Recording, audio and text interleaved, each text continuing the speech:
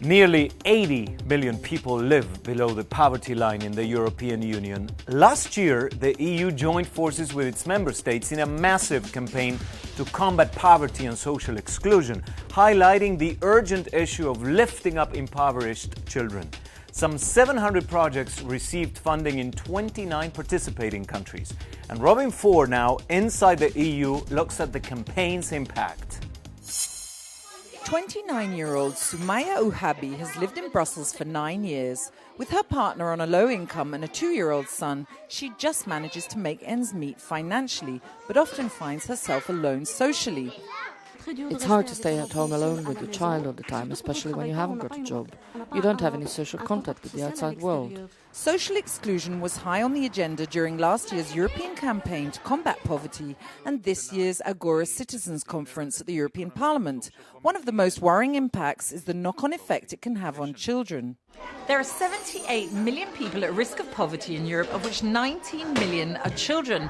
And last year's European campaign to combat poverty and social exclusion highlighted the importance of lifting children out of poverty in Europe. Of course, we have to look for ways how to help the kids, how to increase their literacy, how to focus at the kids from migratory environment, whether they are migrants from inside the EU or from outside. And of course, through this, we also try to help the parents, to include the parents, and through this, step by step, to reduce the level of poverty. Walaloo, the games library and playgroup that Sumaya regularly visits, teaches parents how to increase their children's learning skills while also providing an environment where they can meet other people. What's important here is to make the game available to families and to create a space for people to meet around the game. People from different cultures, different social levels, educated, less educated, rich and less rich. So the game allows for social barriers to come down between people. The positive effect Walaloo has had on its local community led to the project being included in an exhibition aimed at raising awareness during last year's anti-poverty campaign.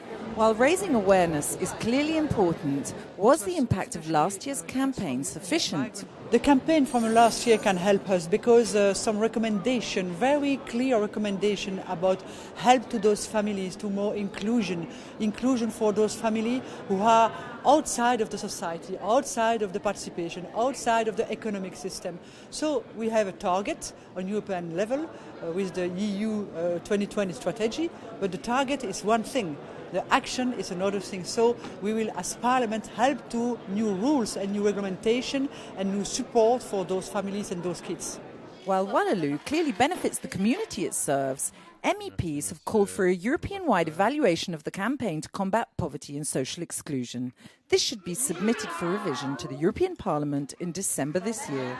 Robin Ford, EU TV for CNN World View.